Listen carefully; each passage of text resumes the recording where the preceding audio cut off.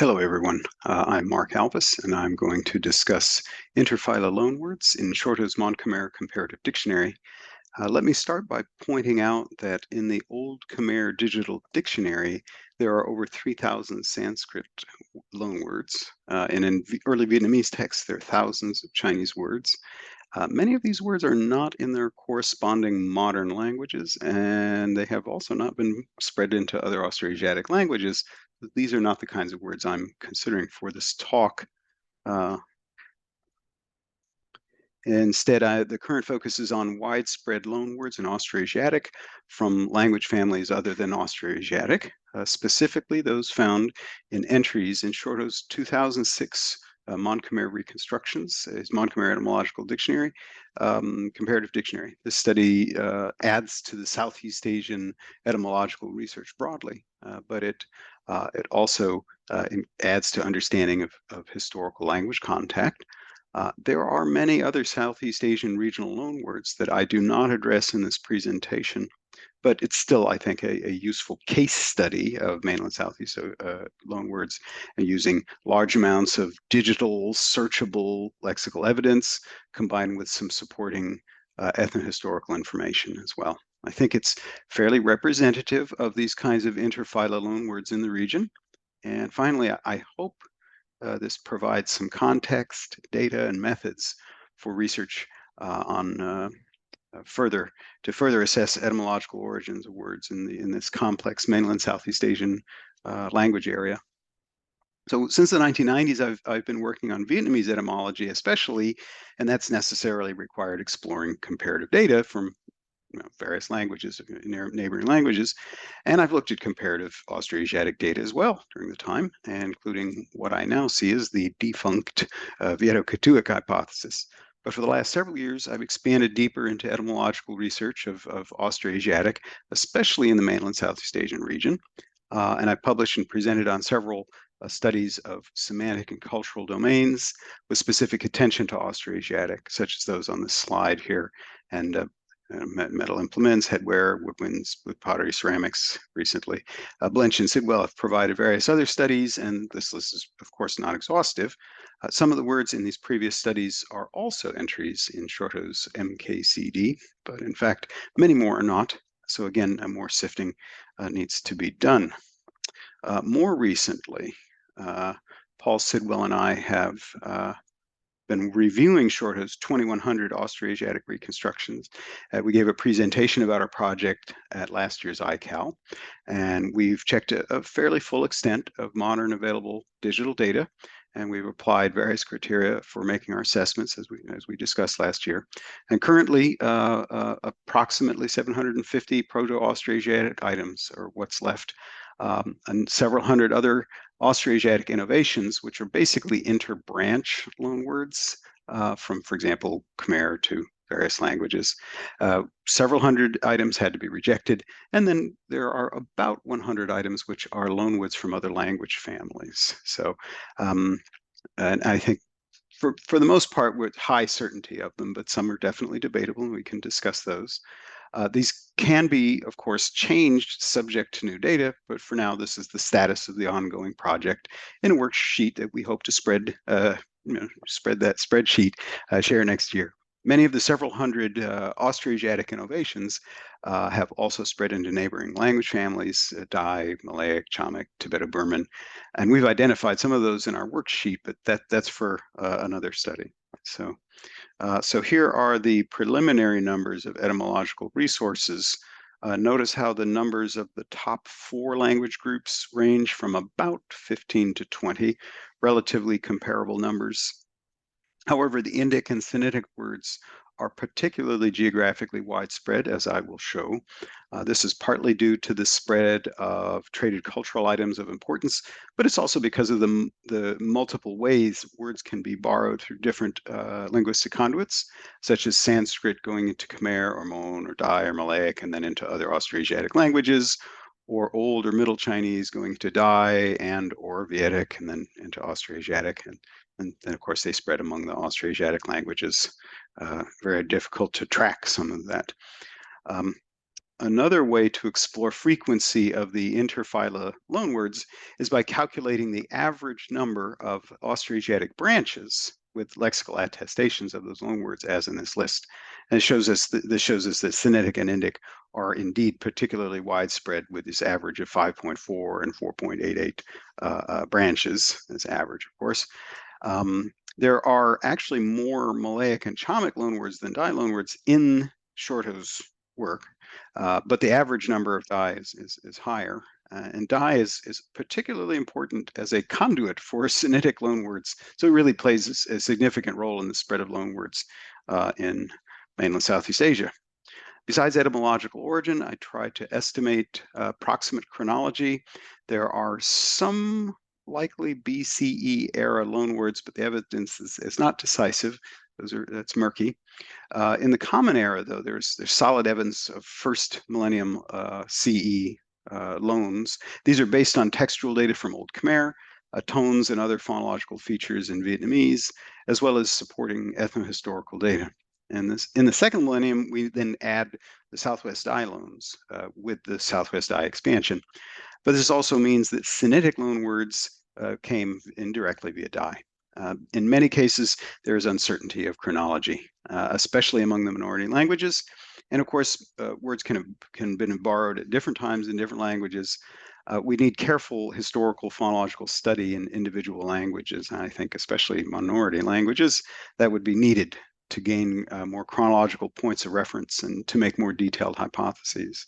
But for now, these are general periods to provide a chronological framework and make hypotheses.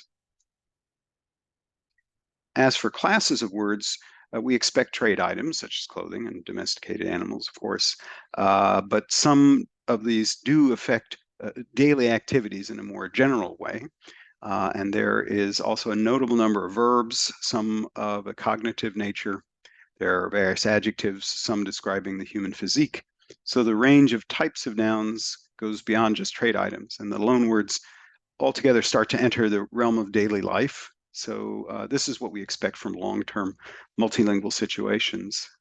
Now I'll show you samples of word origins by language group, and I will start with Chinese loanwords.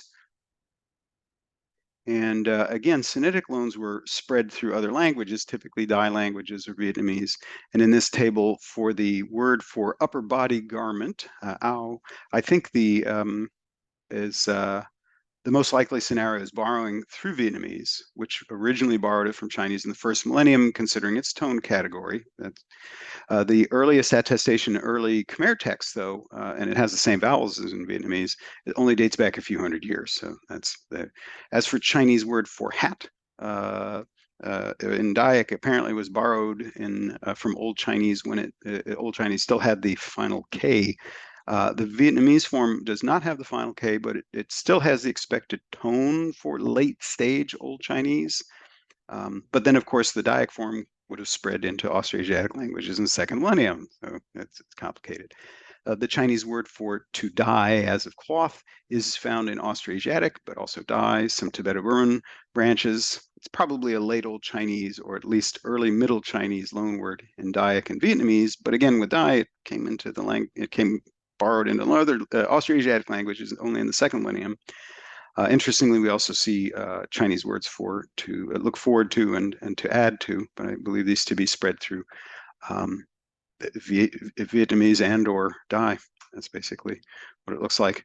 As for cage here, the Chinese word for cage appears in 3 entries in Mon-Khmer, in the Mon-Khmer Comparative Dictionary. And I think the likely scenario is borrowing from different stages of Chinese, but also potentially via Tibeto-Burman and or Dayak. There really needs to be an ethnohistorical study of these kinds of containers in the region. But I have not found one of that that would help. In my 2015 study on the words for domesticated birds in mainland Southeast Asia, I note, there's the spread of the Sinitic words for domesticated birds, but also the term for cages with precisely to hold birds. It is just another kind of trade, Chinese trade practice that spread along with the words into mainland Southeast Asia, but via multiple routes. There's likely some debate about the history of some of these words, such as elephant and crossbow. No time for debate right this second, but there's early textual evidence in Chinese that date those words back to the first and even the second millennium BCE, and there's supporting archaeohistorical evidence, so I don't see strong support for other possibilities, such as Austroasiatic into Sinitic or something else. It's of course, debatable, maybe less certain than some of the others. If any of these turn out to be Proto-Trans-Himalayan or Proto-Sino-Tibetan, if that still exists, we can consider Sinitic to be still consider Sinitic to be the donor language, especially when the tone categories match. As noted, Dai is likely a conduit of some or perhaps many of these, Goose being a good example with the H onset. By the way, this means that Shorto reconstructed Mon-Khmer items that are from Chinese, or I should say Austroasiatic. So did Li Fangui for Proto-Dai, and Ferlos did as well for some Vedic words. So these are very pervasive that they end up being reconstructed in other language families. Next, Sanskrit and Pali words are known for being borrowed into Khmer and Mon, and later Thai and Lao, and of course, in the Malaic world from early period, Hugervorst's work on the spread of Indic words among the literate national languages is quite insightful. He describes a situation in which local religious elites helped spread these words, but I think the amount of Indic presence is murkier. That's another matter. Regardless, what appears to have happened after those initial borrowings is the spread of such words to various Austroasiatic languages. This was presumably often from Khmer and Mon, but also possibly Thai and Lao later, and Malaic and Chamic in various periods.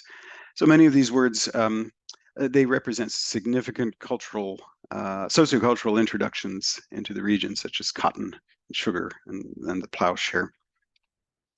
Old Khmer texts contain many of these words from the mid-first millennium CE to the turn of the millennium. This is sort of the Chunla and Angkor period. So these words mostly predate the Southwest Dai expansion. How many of these spread into other Austroasiatic languages before the Southwest Dai expansion?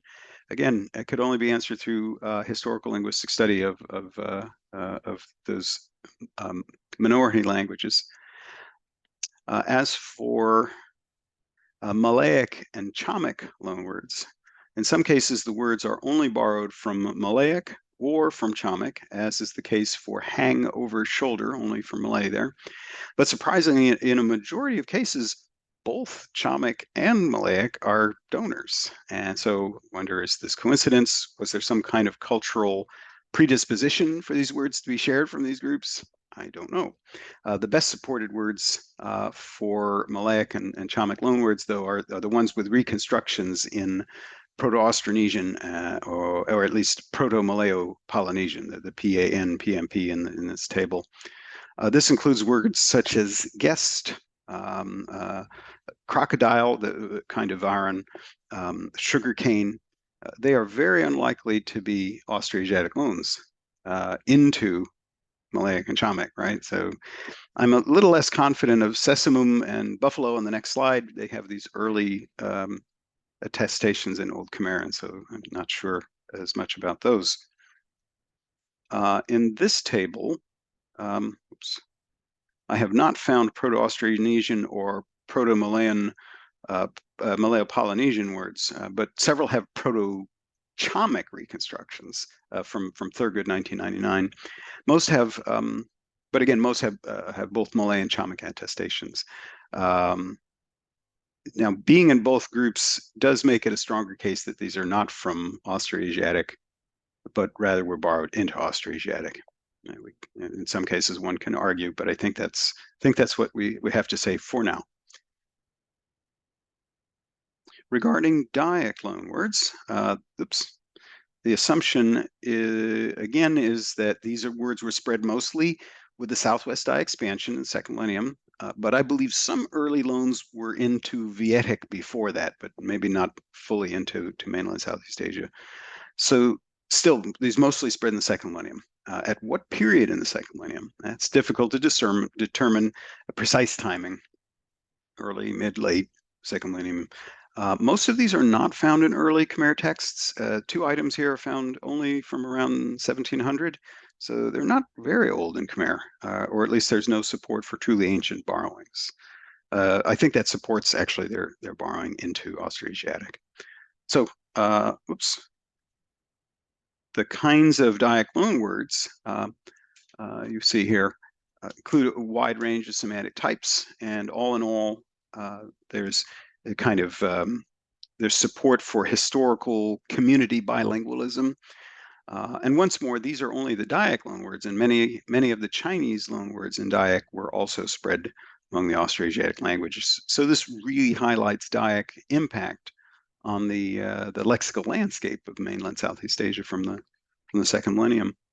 So widespread loans. Here's some concluding thoughts. Widespread loans from Sinitic and Indic, often via secondary language groups, with Dai notably influential in the second millennium. More checking and adding of data will undoubtedly shift some details, but the overall characterizations, I think, will remain, I suspect. That loanwords were reconstructed in the MKCD, that shows the complexity of mainland Southeast Asian etymological research. But it's not an outstanding number. I'd say closer to 4% out of Shorto's work. It's not dramatic, but still interesting. This framework for assessing lexical origins and chronology, I hope, could be used for future historical linguistic exploration of mainland Southeast Asian etymological research and language contact. And additional informative new data and ideas are welcome. So thank you much. And if you have comments or questions, I am ready to receive them.